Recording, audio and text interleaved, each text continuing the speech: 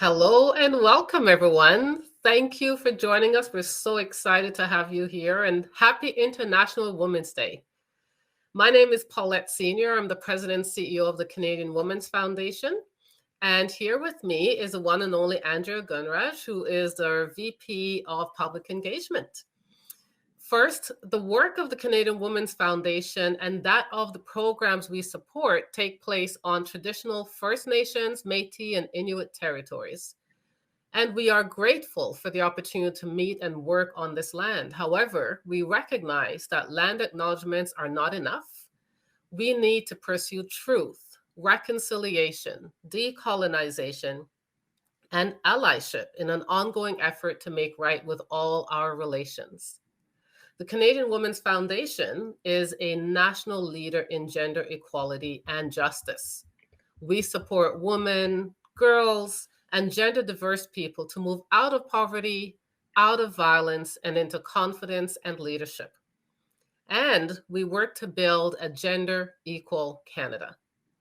In 2022, it's clear that the ways in which we've worked has shifted dramatically, and the gender equality gains of the past 30 years have shaken, and that's what we've endured.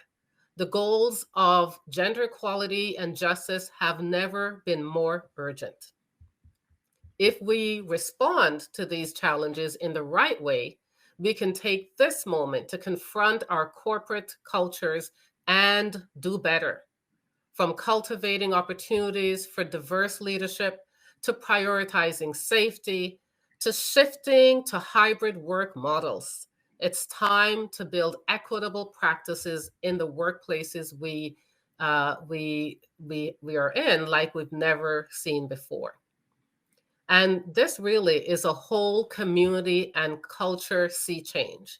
And it takes bravery and it takes commitment.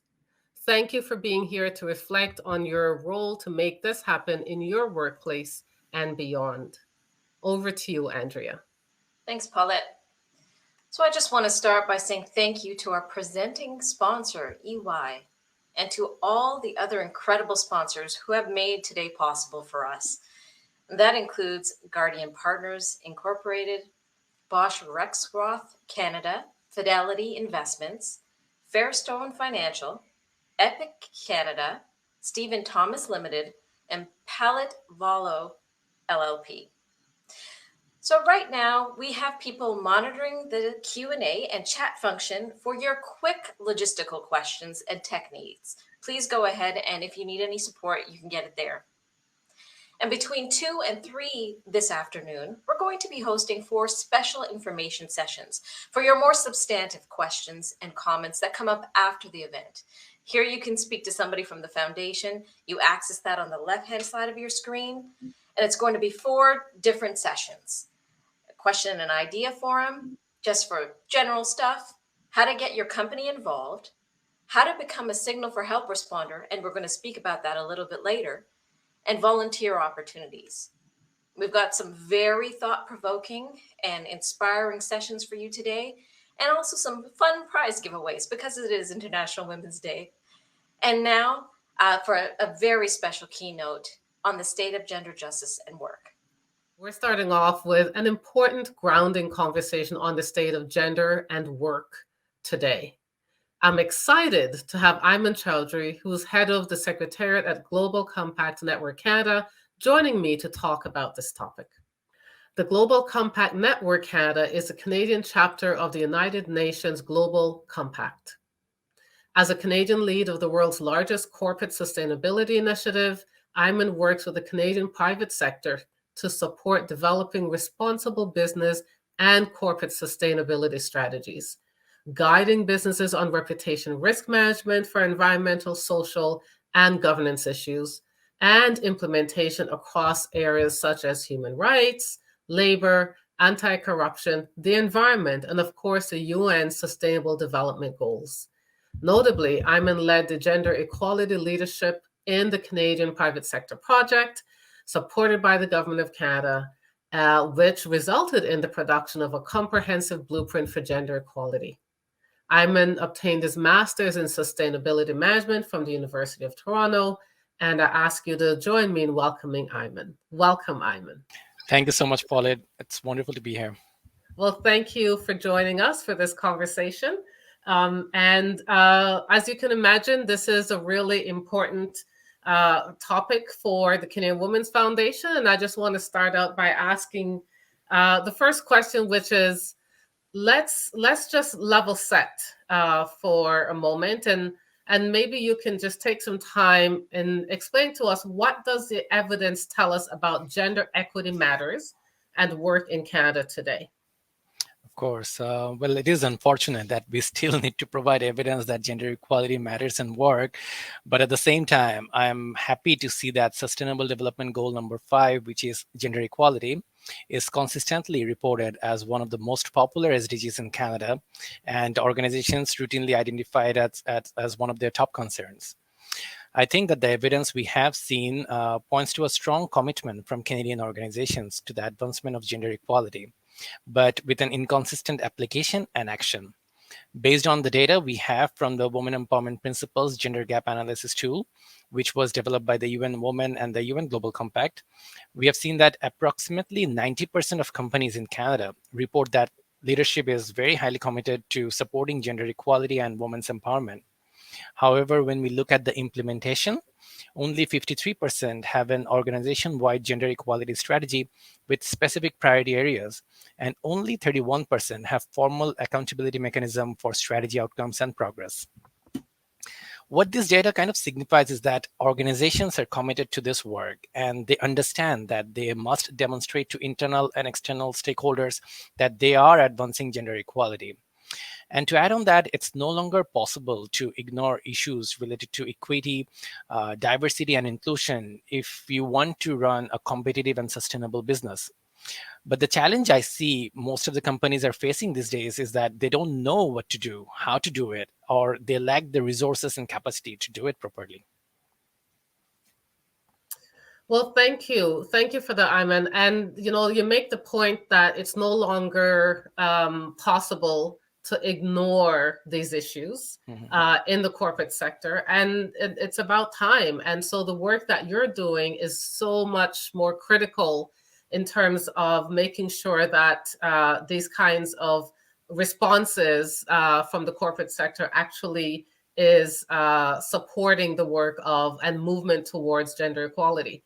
And so in the second question I have for you, we know that UN Global Compact has developed this blueprint for gender equality for the Canadian private sector. So could you then tell us what you've identified as effective gender equality leadership and really the high-level principles in the blueprint itself?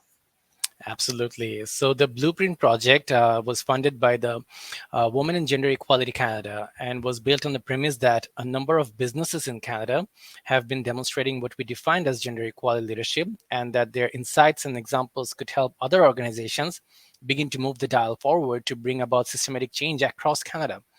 So while working in collaboration with participating companies and advisory partners, we actually created this blueprint for gender equality leadership in Canadian private sector, which is essentially a comprehensive and actionable roadmap designed to support organizations looking to break systematic cultural and institutional barriers and improve performance on a number of different gender equality attributes in the workplace. In the blueprint that we created, we defined a workplace with gender equality at its core as one that is inclusive, empowering, guarantees safety, well-being, and equality of opportunity, while ensuring that all employees are respected and valued. And by working with the private sector companies and collaborating with recognized NGOs and nonprofits working in the equity, diversity, and inclusion space, we identified 3 cornerstones of gender equality in the workplace, which are leadership, inclusion, and transparency and accountability. One thing to specifically highlight here is that gender equality in the workplace can only be achieved when bold and visible leadership ensures an inclusive environment documented by transparent and effective accountability measures. All 3 cornerstones, leadership, inclusion, and transparency and accountability, must exist and function together to support progressive action and ensure a workplace with gender equality at its core. There are also a number of supporting gender equality attributes that can make a significant difference and build capacity for ongoing efforts. For example, ensuring that all gender equality policies, programs, and initiatives are intersectional in design and application, engaging men as active participants and allies, setting robust representation targets with supporting goals, and creating strategic communication plan to report on progress internally and externally are very crucial to have a very successful gender equality strategy. Thank you for that. And that's extraordinarily insightful when you think of what is it that corporate leaders need to have in order to be successful in their ESG programs. And, sometimes the desire to do good is not always enough. And so the accountability parts to match with the vision, to match with the values that a corporation has, as well as the accountability measures, is so important. So thank you so much for that. And what important work that you're doing. And so I understand that you've just launched an investigation on the impact of the pandemic on equity in the workplace. So, this is my last question for you, but I'm really interested in knowing what is that focused on and what do you imagine you're going to find?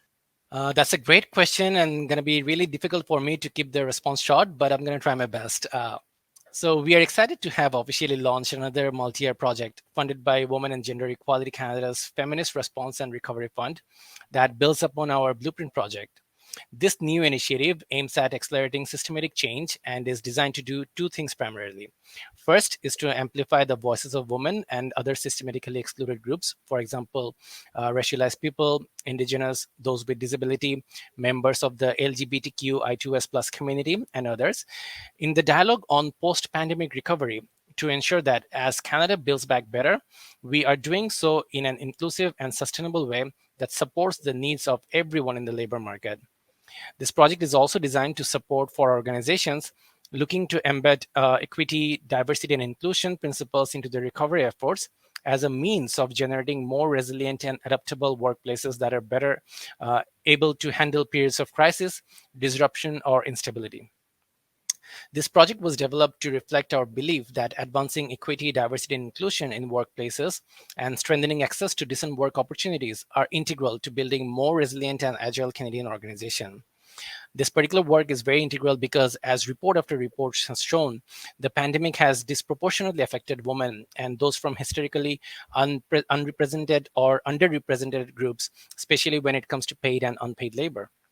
On the one hand, we expect to check the pulse of the private sector after 2 years from the pandemic. On the other hand, we also believe that we will also be able to highlight Canadian businesses that had in place or introduced robust gender-responsive policies and practices to support women during the pandemic, which can serve as a model for other organizations looking to adopt similar actions. All this is to say that we expect to identify challenges and obstacles that the pandemic aggravated or brought on again, but we also hope that to find solutions that companies and governments can adapt to address these obstacles and contribute to a more sustainable, equitable, and inclusive recovery in the coming days, months, and years. Thank you so much, Ayman. I must say, this may make me sound a bit like a geek, but I'm really anxious to hear what you come up with in your investigation, because we know that historically what's happened, organizations have the best intentions, but then when crisis hits, whatever that is, they contract to what they've always done. Absolutely. So I'm really curious to learn what you uncover and how that this can be prevented going forward. So thank you for taking the time. Appreciate it. Thanks to you too. And I'd like to let you know that you can read Global Compact Networks Canada's Blueprint for Gender Equality, which includes 20 recommendations for a more gender equal workplace. And you can do that at globalcompact.ca. That's globalcompact, all one word, .ca. We're going to move on to a very important conversation, and it's a pretty sobering one right now, about building safety and support for those who are experiencing gender-based violence. So we're going to start off with this. I stayed out of it. I wondered if it was any of my business. I kept quiet. I haven't always known how to help. But not anymore. Because if you're experiencing abuse, If I see you use the violence at home signal for help, I will not judge you. I will know what to do. I will help you.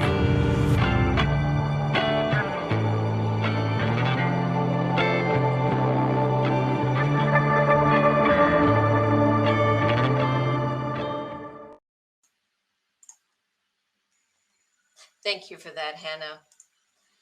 So I have a story to share with you, and I'd like to start off by giving you a bit of a heads up about the content. It is a story about witnessing abuse. So imagine this. Imagine working with someone every day, doing projects together, sitting side by side at your desks. Imagine getting closer to this person, developing a great working relationship, starting off as colleagues, and then over a few years becoming friends. Imagine her coming to work one day and seeing her fallen face, asking her if she's doing okay. Her telling you that her partner hit her last night and she was so scared, that she cried all night and came to work in a daze. I was that coworker with that colleague who faced abuse. How did I respond to what she told me? Well, to tell you the truth, I did freeze. My stomach dropped. I was so upset for her. At first, I said nothing. And then I said something that actually made things worse. I knew it was a bad response at the time, but I honestly didn't have the right words to say, and I never meaningfully followed up with her. We've moved on to different workplaces since then, and we're not in touch anymore. I'd like to ask you, how about you? Has anything like this ever happened to you at work? I'm older now and I would respond differently. But many people, good people, don't know how to respond when they see a friend or sense a friend, coworker, or family member is facing abuse. And sometimes we do focus so heavily on the person facing abuse, like it's their responsibility. We don't pay enough attention to the people around them. What tools do these people need to respond well? Well, I'm excited to share what the Canadian Women's Foundation is doing today to give people the information that I wish I had back then. I think it's perfectly normal to feel upset and uncertain when you know somebody is facing abuse, but I don't want to do what I did back then. Today, I want to be a competent and compassionate responder. The Violence at Home Signal for Help is a one-handed gesture you can make to communicate that you need somebody to check in with you safely, and it doesn't leave a digital trace. It's just a one-handed gesture, and it goes like this: palm up, thumb in, fingers trapping thumb. We launched it in 2020 in response to a spike in gender-based violence in the pandemic and the rising use of video calls. And as you might know, gender-based violence can be things like intimate partner abuse, sexual assault, emotional abuse. It's the type of violence that women and girls and gender diverse people are at statistically highest risk of. And today, 40% of people in Canada have seen the information about the signal for help, and 9% have actually seen it used or directly used it themselves. So it clearly has struck a nerve. And we've learned about stories where people use a signal and were able to get the help that they needed. And that's a good thing. But for as many instances of we do hear about, there are thousands that don't make the news, will never make the news. Because most gender-based violence does happen between people who know each other in private spaces. And many people facing that abuse may not even be safe enough to use a signal. In the end, we know that a signal is only as effective as its response, and we do have to be more proactive than that. We have to be responsive to any signs or signals of abuse and prevent it before it happens. And that's why we're asking everybody to go to signalresponder.ca to sign up to become a Signal for Help responder. We know that 64% of people in Canada know a woman who's experienced some form of sexual, physical, or emotional abuse. But only 1 in 6 feel very confident that they would know what to say or do to support somebody dealing with sexual or emotional abuse. And it's only 1 in 5 for physical abuse. So there's definitely a gap between our knowledge of this problem and our confidence and competence to respond. When you sign on to become a Signal for Help responder, you will build your competence and competency in supporting survivors of abuse and putting them first. It's all about changing our culture of stigma and silence around this. to a culture of support. And gender-based violence shows up at work every single day. It makes a huge personal and workplace impact. And we know that workplace laws and policies, they give us the mandate to address gender-based violence at work. Things like intimate partner abuse and workplace sexual violence. And this data confirms, of course, that it's not just the ethical thing to do, it's the smart thing to do. So today there are 3 things I'd ask you to do if you're able and willing. Number 1, sign up to become a Signal for Help responder at signalresponder.ca. You'll get the Signal for Help Responders Guide, just a quick PDF that you can look on your desktop or on your phone. You'll also get some informative emails that I think you'll find really helpful, and you'll get an invitation to digital events and trainings. These are designed to help you recognize gender-based violence and, more importantly, know how to respond when you see it or when you suspect it. Number 2, I'm going to ask you to please consider helping end gender-based violence by giving to the Canadian Women's Foundation's Out of Violence Fund. It helps thousands of survivors leave violent homes, get things like counseling and care for themselves and their children, find safety and a path to recovery, and it actually breaks the cycle of violence. The donation link is shared in the chat. You can give today if you're able to, and I thank you for that. And number 3, we're working on launching a Signal for Help Responder Guide for the workplace, tools for people just like you. So the Signal for Help Responder Guide that you'll get when you sign up to become a Signal for Help Responder is for your personal use, but we're actually going to launch this workplace guide. So after this event, you'll get access to the guide, and you'll get an invitation to join a digital forum to share this feedback about it, whatever you think about it in terms of what needs to be in there and what you find about the information that is in there.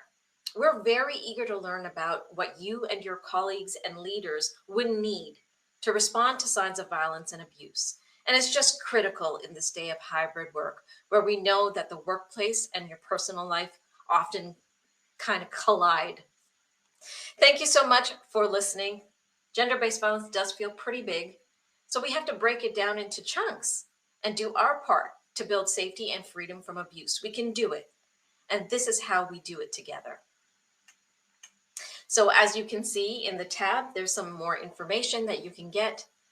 And as we move on, let's talk about some important conversations we can have around moving equity at work forward in 2022. Of course, increased gender-based violence is just part of the contemporary challenges that we see in gender equity in 2022. We've also seen a deepening of all forms of gender inequities. Diverse women have been losing economic stability and opportunities at an alarming rate. We can't let this happen because all evidence shows that when women do well, everyone does well, and so does our economy and our society. But what needs to happen to mitigate the losses today? And what are companies doing to move the essential goal of equity at work forward? Well, we have a great panel for you today, and you can read their full bios on the speaker tab of this event. We have Andriana Della, Serra, Human Resources Business Partner at Giant Tiger. We have Jeannine Pereira, Director of Talent Development and Learning at Epiq Canada. And we have Paulette Minard, Director of Community Investment at Shoppers Drug Mart. So I'm going to ask everybody to join me on screen. And I just want to thank you so much for joining us today and for making moves for equity at work. All right, so we're going to start with our first question. And these are pretty weighty questions, and you have just a few minutes to answer, so no pressure. It's just an introduction to these concepts. Paulette, my first question is for you. What does effective corporate citizenship and philanthropy for gender justice in our communities look like in 2022? What are those key ingredients we need to think about? So thanks for having me, Andrea. I'm excited to be here this afternoon. You know, my work at Shoppers is focused on leading our community investment. So that includes donations, sponsorship, things like fundraising and employee engagement. You know, we're a national retailer with a presence in virtually every community in the country. And we're really proud of what we see as our meaningful and wide-reaching approach to helping put women's health first through our signature platform, Love You by Shoppers Drug Mart. And through that program, we work nationally and locally to support a range of women's health organizations. We help women at various life stages, girls and young women, like the work we do with the Canadian Women's Foundation. And we also look at health through a few lenses, whether it's whole health or mental health. But more and more, we have been taking a look at a lot of those key social determinants of health and, experiences with poverty, experiences with violence, and how those play a role in affecting a woman's health and well-being. So when I think about what makes effective corporate citizenship, two things come to mind for me. The first is, I think any response or plan or work that you're doing in the space must be informed by those with lived experience. I think we all know how important diversity of thought is when it comes to developing solutions. And, we're working on a plan right now to refine that work we're doing with Love You. And undoubtedly, it will involve women who have experienced some of the challenges and causes that we're looking to address. And that second piece that I would say is important or a key ingredient, and certainly this comes from a corporate citizenship lens, you're always looking at ways and means to leverage your assets in meaningful ways. Like, what is it about your business that stands out or that's unique, and what sets you apart? And from a Shoppers Drug Mart perspective, there are a couple of things. For us, I think about our reach. We have an unmatched ability to support women's health organizations in hundreds and hundreds of local communities in this country. And then I also think about what it is that we do. And our associates, our pharmacists, are on the front line of providing access to information, care, resources, support to their patients and to our customers. And we really are seeing incredible examples of how those leaders are putting forward unique ways to address the barriers that women are experiencing. So one example on that for me is a recent conversation I had with our associate owner in Swift Current, Saskatchewan. And he talked to me about how they're working with a local women's shelter in his community. And certainly there were traditional corporate citizenship tactics, right? There were the donations, there was the fundraising, there was pieces around employee engagement. But he also talked to me about building that relationship with the shelter. He understood what was happening more and more with the women. They were there because there's an urgent and crisis situation in their home. They're there and they've probably left a lot of things behind at home. So the best way that he felt he could help women with their health is to provide fast access to prescription medications, remove that barrier that was there simply because they were no longer at home and they couldn't get it. So overall, I think that we all have a role to play in this, and that we simply can't achieve gender justice without ensuring that more women have access to the care and support they need to be healthy and to feel safe. And that's kind of some of the work, that we're doing through the Love You program. Thank you so much, Paulette. And that focus on the social determinants of health is much appreciated, especially nowadays that we're understanding how important that is. So we're going to pivot to Andriana. The retail space has its own unique challenges. And of course, we know that it is a woman-heavy workforce. So tell us what Giant Tiger has been doing in 2022 to address inequities and build well-being for your team. Sure. Thank you for having me and to represent Giant Tiger. I'm very excited to be here, and shout out to all the wonderful women that I work with. Definitely a women-heavy workforce. Out of approximately 10,000 employees, we celebrate 6,500 women across Giant Tiger who are helping to make it easy and fun for all Canadians to shop smart. So thank you and happy International Women's Day to all of you. Two-part answer here. So DEI initiatives are relatively new to Giant Tiger to some degree.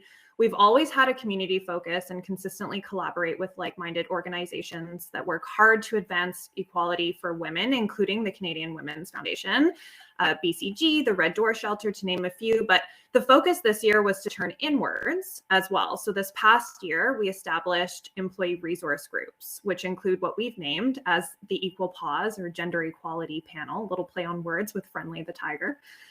The panel is comprised of individuals with diverse personal backgrounds from our stores, offices, and distribution centers. So really spanning across the organization. And the idea here is that by sharing their observations, thoughts, experiences, they help guide our organization in doing our part to address opportunities within GT, but also in the communities we call home by developing processes, resources, programs aimed at breaking down barriers of imbalances based on gender. So the panels themselves have been very successful at creating allies across the organization, which we all know is very important to help educate on gender equality. And as Ayman mentioned earlier, by the voices of women who are diverse, but also to stop gender equality instances in the tracks. Panel had taken a project approach where we built a roadmap of what we wanted to accomplish, and then either individually or in small teams became accountable for an initiative. So again, leading back to that accountability factor.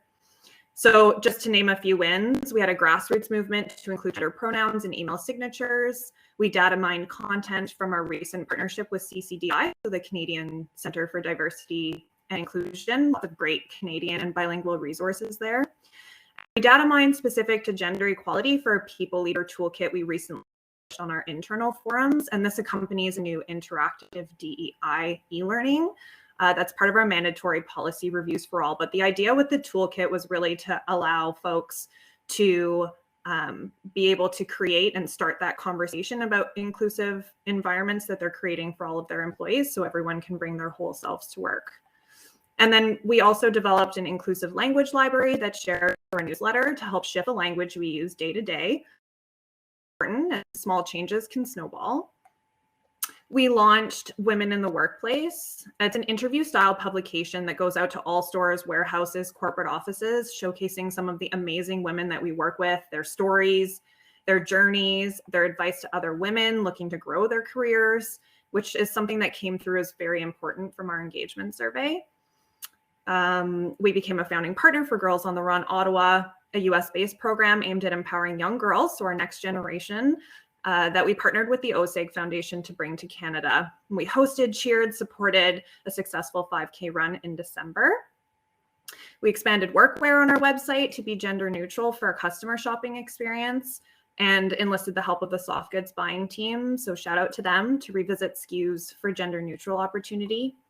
And most recently, we updated store uniforms from men's, women's terminology to classic and fitted to be more inclusive. So solid first year, still a lot of work to be done. But from an organization perspective, the DEI employee resource group panels have been really important. And then just the second part to that, and I'll wrap up from there. But at our corporate offices, we've implemented work from home with obviously no choice, as we were talking about earlier, hybrid environments given the pandemic. But this really evolved into work your way models. So basically what that means is depending on your role, when, where, and how you work is up to you. So this flexibility in how we work with results-based environments provides a greater opportunity for folks to work remotely who were perhaps unable to travel or commute before. Let's say they only had one car, or have a flexible schedule, which we all know is important if you're picking up your kids or dropping them off. So it's just another way to create more opportunities for women, gender diverse in our organization. And we typically assign women to the gender role of picking up the kids, but this way of working allows the men in our organization to be able to support their families in this way as well. So just a few items that we're working on there. A lot more to come. Andriana, I really appreciate how concrete those examples are and how intentional it's been in this first year. So really, really powerful stuff. Thank you for sharing that. It's promising practices that you're sharing that I think we can take bits and pieces from. Thanks. All right, Jeannine, it's your turn. What about corporate office environments? What is EY doing to address the gendered inequities today? Thanks for having me today. You know, I wake up every day really excited to empower people to lead inclusively so that everyone can courageously contribute their unique strengths. And so to be on this panel on International Women's Day, it's truly an honor. So thank you for that. EY is truly committed to gender diversity, and it starts with leadership.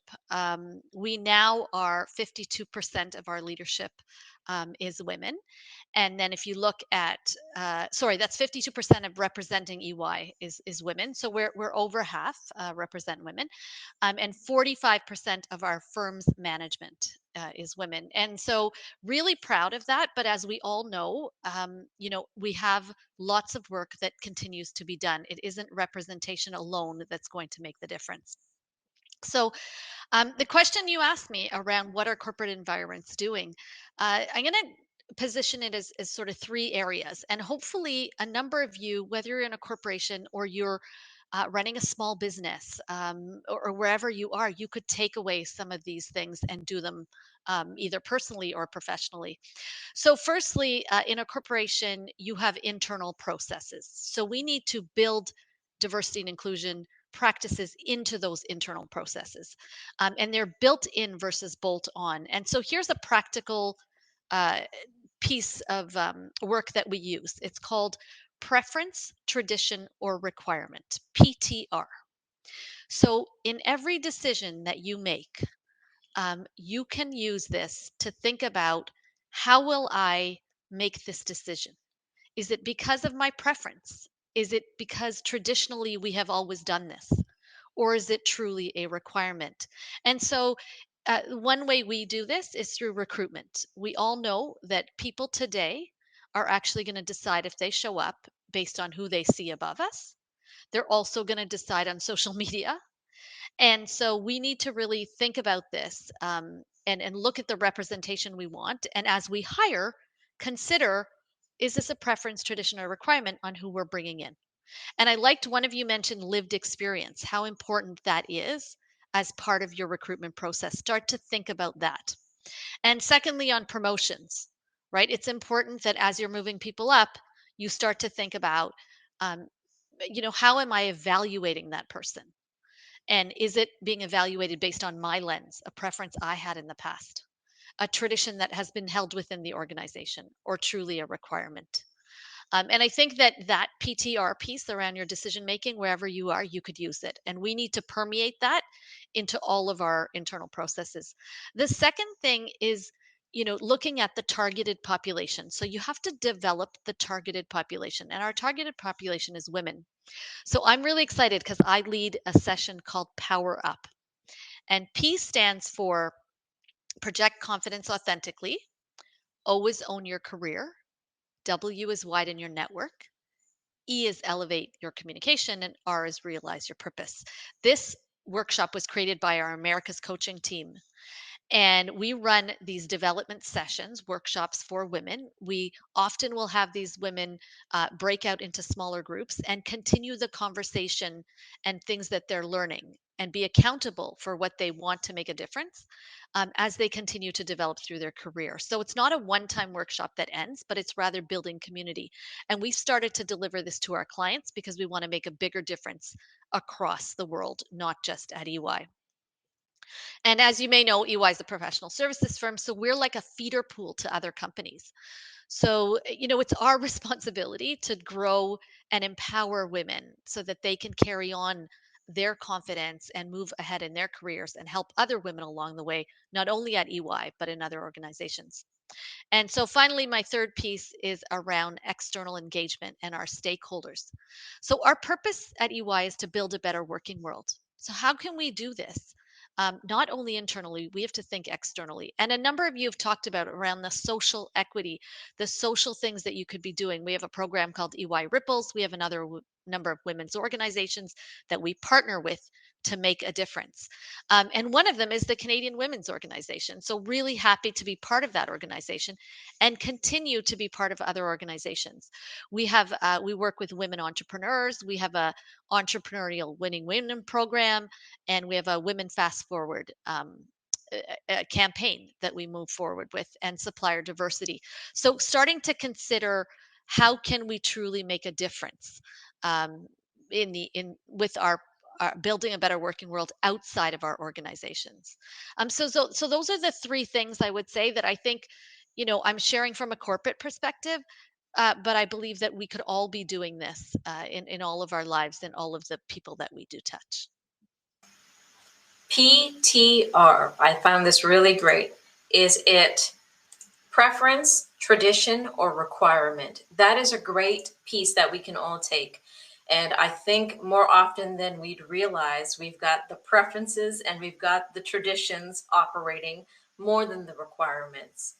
So thank you for that, Jeannine. I love that so much. We're going to ask then each one of you, we're doing great on time. So I'd love to ask you this question.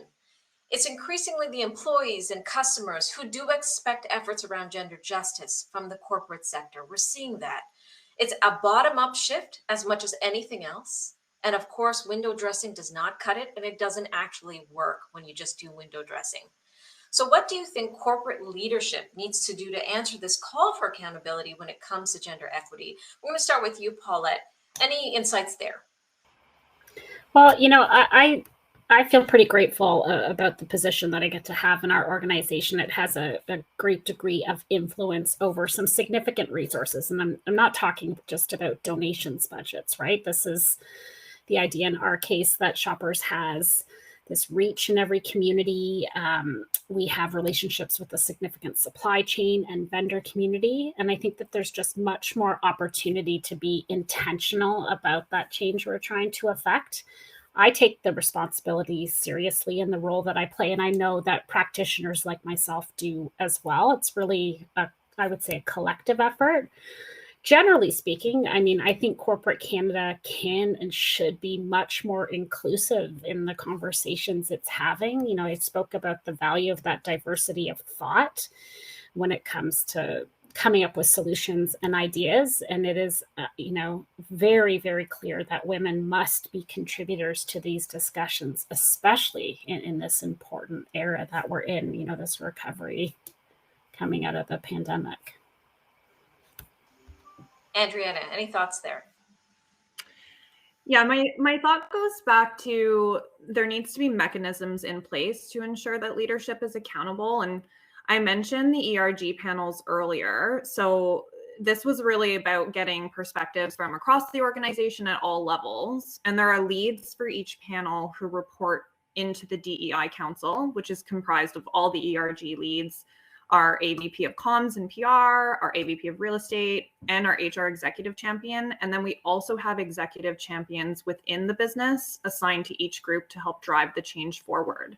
And then the council then reports into the entire executive team monthly, which includes a direct line to our president to bring forward wins and highlight needs for change. So DEI is a standing agenda item for our executive team to review every month and ensures that they're held accountable for change. So I'd say there needs to be mechanisms like this in place in every organization to make sure leaders are accountable.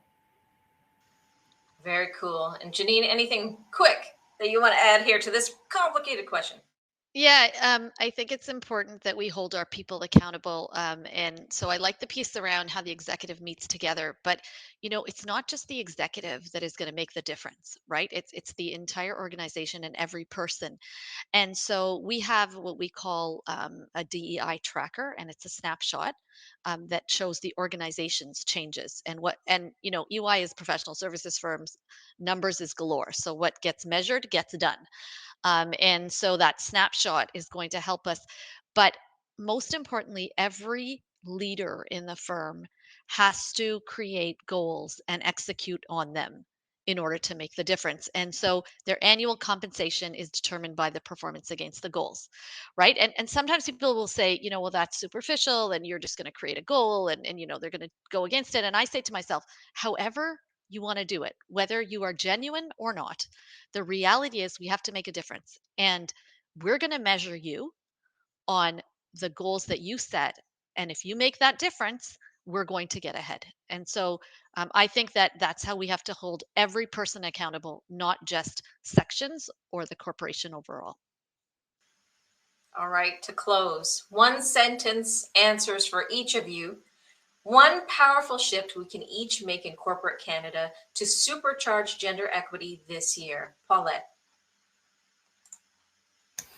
I think we need to be more ambitious, more intentional, and way more inclusive in our approach. Hear, hear. Andriana. I was in a presentation a while ago where they shared a statistic highlighting that there are more CEOs named Mike than there are female CEOs. So back to that diversity of thought from Paulette's earlier point, we need more women at the decision-making table so that they can raise issues and barriers in policies and processes as they're being developed instead of after the fact. Wonderful. Jeannine. I say we got to move from ally to advocate.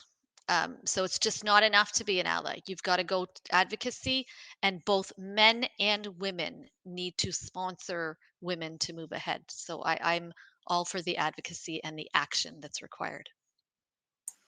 Wonderful. I want to thank all of you, Andriana, Jeannine, Paulette. Very inspirational and quite substantive and concrete. I appreciate that so much. Thank you for coming with us today, and we're going to transition to an enlightening conversation. We have Vandana Juneja, the Executive Director of Catalyst, and Suzanne Duncan, our VP of Philanthropy at the Canadian Women's Foundation. They chatted about the flux in workplaces today and the future of work.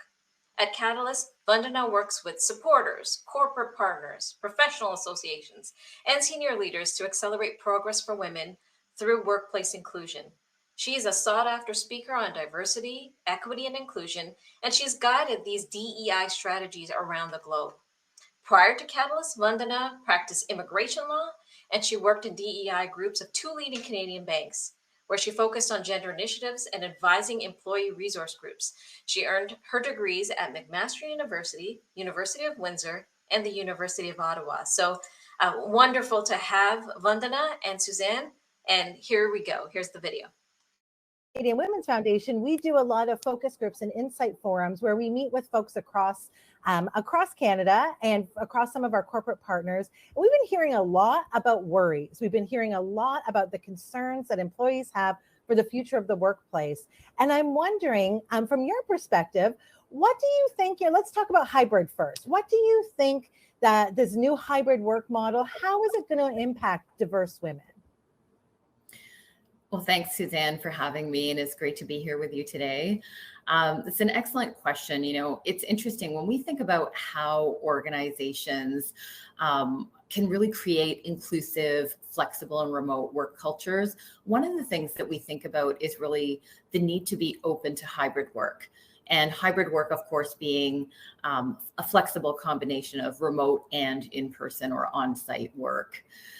But organizations are really needing to be very careful right now about not creating sort of a 2-tier system of workers where career advantages are provided to some team members who want or need to be on site, and then they're there more frequently. And so the environment really needs to be inclusive to ensure that women, and especially women of color, are not left behind. In fact, many women of color are not actually rushing to be back in an office environment. And this is sort of an interesting phenomenon I've started to read about more recently in the past few months. So women of color in general are more worried about the return of, for example, microaggressions and bias in the workplace. The pressure to conform to standards of professionalism that are white standards intentionally, and also higher rates of workplace stress and burnout. An interesting quote that I saw recently was, "I actually like not having to go into the office and constantly be reminded that I'm the only Black woman in the room."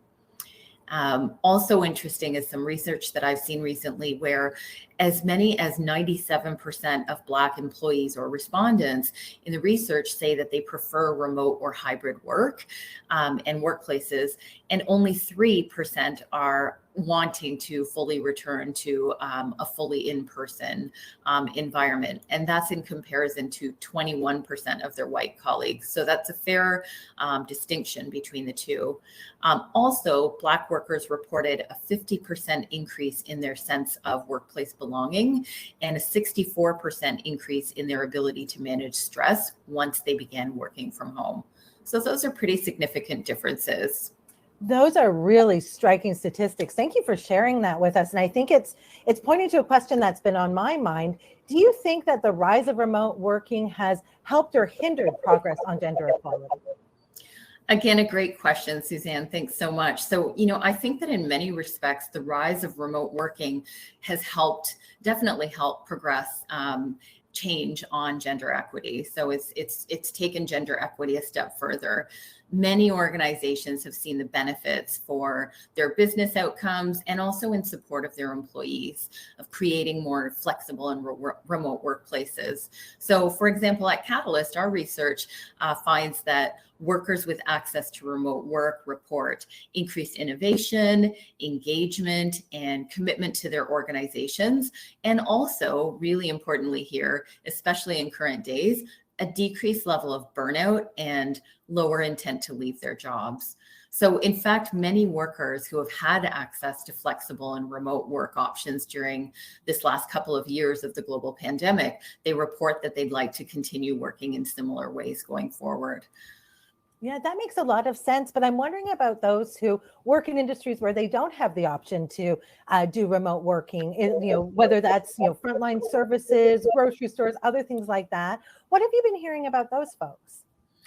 Well, one of the things that we know is that access to flexible and remote work is especially important for working parents affected by school and childcare closures over the last couple of years. So when you think about that, that leads us to understand that those individuals that don't have these options to access remote work are going to have most likely a greater intent to leave or consider leaving their employers so that they can potentially go to other organizations that can offer these opportunities. So I wonder, how can workplaces prepare or implement hybrid strategies or just have a better work culture when everything's in flux? Have you seen anything that would really be a good toolkit for workplaces to implement?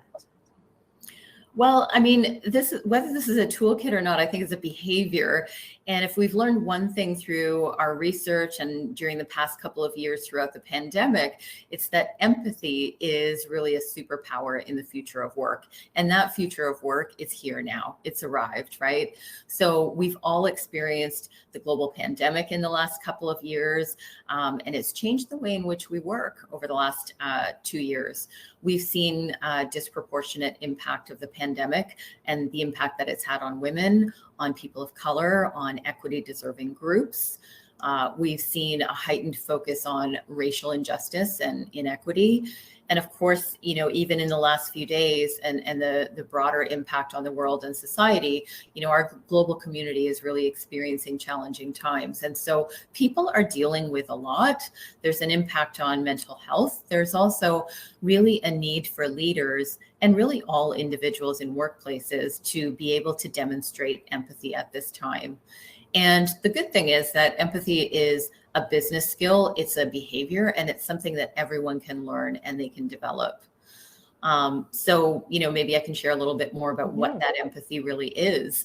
And so when I think about our research, at Catalyst, for example, empathy is a skill of really connecting with others and to identify and understand their various thoughts, their perspectives, and their emotions, and really demonstrating that understanding with intention and with care and concern. And there's, empathy can show up in different ways. And in fact, we've identified 3 different ways. One is cognitive empathy, where that's connecting through the head and with thinking. There's affective empathy, connecting with the heart and feeling. And then lastly, there's behavioral empathy, which is connecting via action and doing. And so it really, in these various forms, empathy helps to bond colleagues together and really forms a foundation for resilience and an inclusive workplace. Employees with empathic managers and leaders we see in the research that they're more innovative, they're more engaged in their work than our employees with less empathic and empathic managers and leaders. And also, going back to your earlier question, women of color experience less burnout when they have more empathic senior leaders. So empathic leaders are those who are going to respect employees' life circumstances, support both life and work needs, and foster greater inclusion. That is wonderful information, wonderful advice. And I love how you broke that down into the 3 kinds of empathy folks can really think about exercising in the workplace. Thank you so much for sharing your thoughts today. And I know everyone's going to be very interested to dive into this more. My pleasure. Thanks for having me. So we're going to close today with a very special giveaway on Instagram, thanks to Giant Tiger. And there's 3 steps that you'll need to enter. First, you have to go on Instagram and follow us at Canadian Women's Foundation, and our handle is in the chat. And there's a post that you'll see on our page about Giant Tiger's Debbie Travis collection basket, and it's valued at $150. It was posted on March the 4th. You'll be able to find it there. And comment on that post. Tell us your favorite learning from our speakers today. And we got lots of great nuggets that you can say that you found very inspirational and helpful to you. We'll draw a winner from those comments, and we'll be in touch with that winner soon. And thank you very much to Giant Tiger for this generous prize. And Don and Amy, you're the winners from the draw. But before, we'll get in touch with you as well. And finally, we have our information sessions that we're going to transition on to. These are breakout booths. They're going to be open until 3 o'clock. We'll be there to answer your questions, and you'll find some really great resources and links there as well too. You can get into them by clicking information sessions at the side of your screen. And I just want to thank you so much for joining us today. I want to thank our speakers. I want to thank everybody who came today.